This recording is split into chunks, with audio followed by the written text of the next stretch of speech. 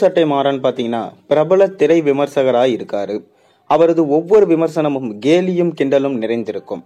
முதலில் திரை விமர்சனம் மட்டும் செய்து கொண்டிருந்த அவர் சமீப காலமா பெரிய ஹீரோக்களை கடுமையா கலாய்ச்சிட்டு வராரு. அதிலும் ரஜினிகாந்தை விடுவனா என்ற அளவுக்கு கலாய்க்கிறாரு.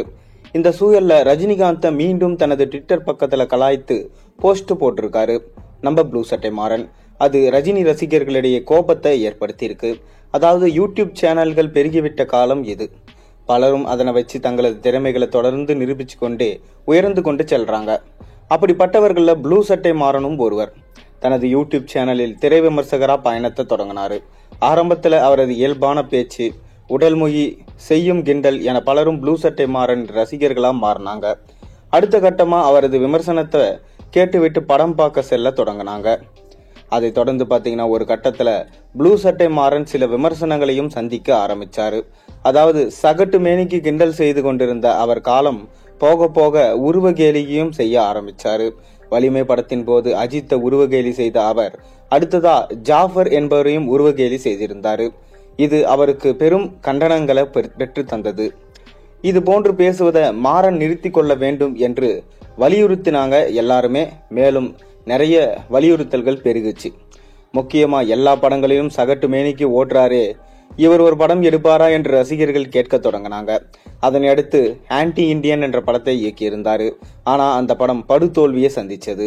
படத்தை பார்த்த ரசிகர்கள் தான் பேசுவதற்கு மட்டும்தான் லாய்க்கி என்பதை ப்ளூ சட்டை மாறன் நிரூபிச்சிட்டாரு என்று ஓப்பனாகவே கமெண்ட்டுகளை சமூக வலைதளங்கள்ல போட்டாங்க.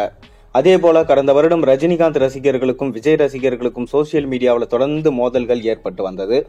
அதற்கு காரணம் ரஜினிகாந்த் சொன்ன காக்கா கழுகு கதை. அதை வைத்தும் ப்ளூ சட்டை மாறன் ரஜினிகாந்த் தொடர்ந்து அட்டாக் செஞ்சாரு. ரஜினியின் சாம்ராஜ்யம் முடிந்து விட்டதாக மறைமுகமா தனது ஒவ்வொரு ட்வீட்லும் சொல்லிக் கொண்டே இருந்தாரு. இதனால அவர் மீது ரஜினி ரசிகர்கள் உச்சகட்ட கடுப்பாவனாங்க. இருந்தாலும் பாத்தீங்கன்னா ரஜினியை கலாய்ச்சத ப்ளூ சட்டை மாறன் விடவே இல்லை. இந்நிலையில ரஜினிகாந்த் மீண்டும் கலாய்ச்சிருக்காரு ப்ளூ சட்டை. அதாவது உதயநிதி ஸ்டாலின் துணை முதலமைச்சரா பதவியேற்றிருந்தாரு.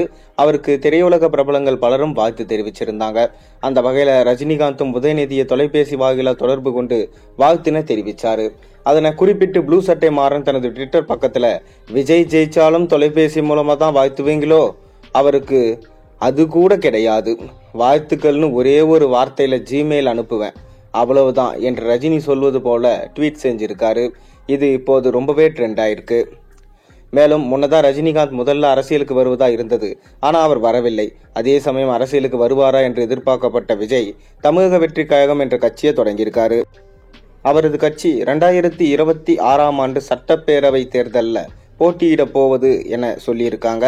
பொறுத்திருந்து பார்ப்போம். அப்ப ரஜினி என்ன சொல்ல போறாரு இப்படின்னு தான் பாத்தீங்கன்னா ப்ளூ சட்டை மாறன் கலாச்சிருக்காரு. ப்ளூ சட்டை மாறன் கலாச்சதை இப்ப ரஜினி ரசிகர்கள் ரொம்பவே கொந்தளிச்சு போயிருக்காங்க. நீங்க என்ன நினைக்கிறீங்க? மறக்காம கீழே கமெண்ட்ல சொல்லுங்க. மேலும் சேனல்ல போற ஒரு மறக்காம சப்ஸ்கிரைப் பண்ணுங்க, லைக் பண்ணுங்க, பெல் ஐகானை பிரஸ் பண்ணுங்க.